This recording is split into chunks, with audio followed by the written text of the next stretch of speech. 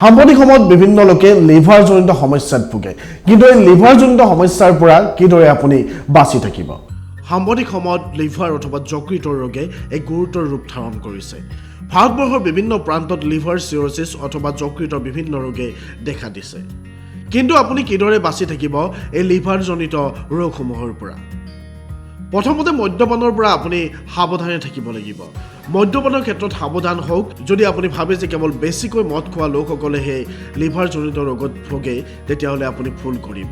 মদ বা সুৰা সেৱন কৰা যিকোনো ব্যক্তিয়ে এনে ৰোগত ভুগিব পাৰে গতিকে আপুনি সুৰা সেৱনৰ পৰা সাৱধানে থাকক সুৰাৰ পৰা আপুনি পাৰিলে দূৰত থাকক তেতিয়াহে আপোনাৰ লিভাৰ বা যকৃত সুৰক্ষিত হৈ থাকিব বৰ্তমান সময়ত ৰাসায়নিক দ্ৰব্য মিহলি হৈ থাকে আমাৰ খাদ্য সামগ্ৰীত গতিকে খাদ্য সামগ্ৰী বজাৰৰ পৰা অনাৰ পাছত আপুনি সুন্দৰভাৱে তাক ধুই অথবা গৰম পানীৰে তাক পৰিষ্কাৰ কৰি খোৱা উচিত অন্যথা আপুনি লিভাৰজনিত ৰোগত ভুগিব পাৰে বিভিন্ন শাক-পাচলিত বিষাক্ত কীটনাশক দ্ৰব্য মিহলি কৰা থাকে যিবোৰ দ্ৰব্যই আপোনাৰ যকৃতৰ ক্ষতি কৰিব পাৰে আপুনি ব্যৱহাৰ কৰা ৰাসায়নিক পদাৰ্থৰ সতৰ্কবাণী লেবেল আপুনি ভালদৰে পঢ়ি চাওক তাত কি লিখা আছে কি লিখা নাই সেইমতে আপুনি চলিবলৈ চেষ্টা কৰক হেপাটাইটিছ এ বি আৰু চি প্ৰতিৰোধ কৰা টিকাকৰণ কৰক হেপাটাইটিছ এ আৰু বি যকৃতৰ ভাইৰাছজনিত ৰোগ বৰ্তমান বহু শিশুক প্ৰতিষেধক প্ৰদান কৰা হৈছে যদিও বহু প্ৰাপ্তবয়স্কক প্ৰতিষেধক দিয়া হোৱা নাই আপুনি এই বিষয়ে অৱগত নহয় যদি চিকিৎসকৰ পৰামৰ্শ গ্ৰহণ কৰক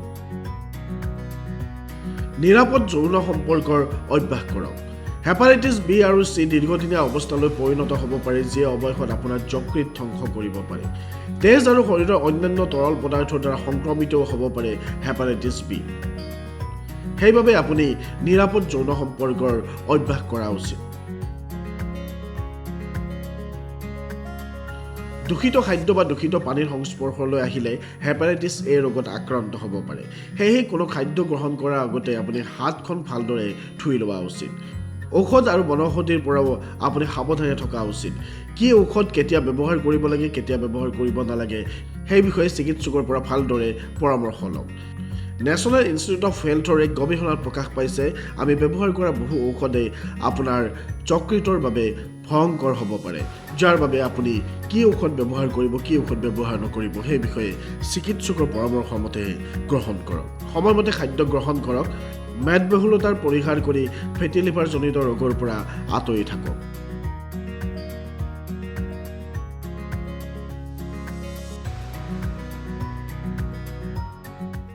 গতিকে লিভাৰ বা যকৃতৰ বাবে আমি যিখিনি সাৱধানতা অৱলম্বন কৰিব লাগে সাৱধানতা অৱলম্বন কৰা উচিত তেতিয়াহে আমি সুস্থ থাকিব পাৰিম আৰু সুস্থ শৰীৰেহে এখন বিকশিত দেশ গঢ়াত সহায় কৰে ধন্যবাদ চাই থাকিব প্ৰাগ নিউজ ডিজিটেল